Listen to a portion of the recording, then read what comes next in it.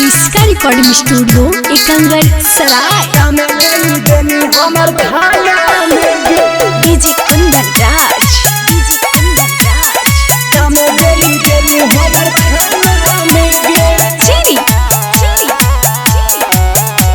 presented by इसका film असत कोई नी हन कोचिंग काला सगे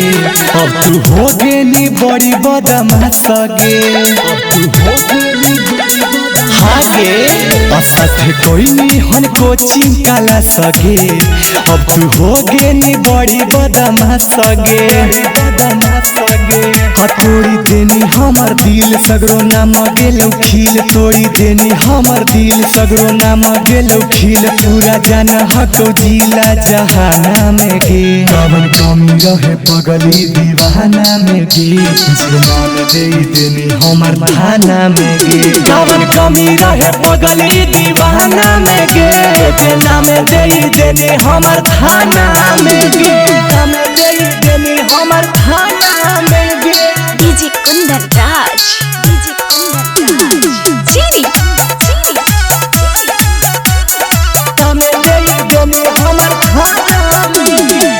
करही औ खाली तोरे से प्यार गे तब तू काहे बन गेनी हथियार गे अपने हाथे रिपोर्ट लिखवैनी कदनी हमारा पतुए फायर गे कदनी हाँ गे करही औ खाली तोरे से प्यार गे तब तू काहे बन गेनी हथियार गे अपने हाथे रिपोर्ट लिखवैनी कदनी हमारा पतुए फायर गे बनी के ना तू सामान सोना कवने करना बनी के ना तू सामान सोना कवने करना इनसे नीमन जहर दे दे तहन खाना में गे कवन कमी रहे पगली दीवाना में गे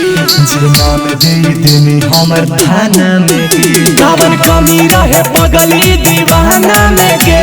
जे नाम दे देनी हमर थाना में गे डीजे कुंदन राज चीनी इसका रिकॉर्डिंग स्टूडियो एकंगर सराय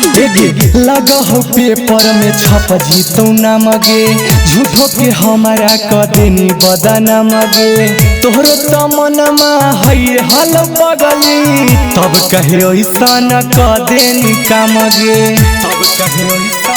हाँ गे लगा हो पेपर में छप जीतौ नाम गे झूठो के हमारा कदनी बदनाम गे तोहरो तो मनमा है हल बगली तब कहे ऐसा न कदेनी काम गे तोड़ी देनी बिसाबा सहनी सोनुआ के खासा तोड़ी देनी बिसाबा सहनी सोनुआ के खासा कौची पैमी तुहू बबुआ वाला बाना में गे कवन कमी रहे पगली दीवाना में गे जे नाम दे देनी हमर थाना में गे कवन कमी रहे पगली दीवाना में गे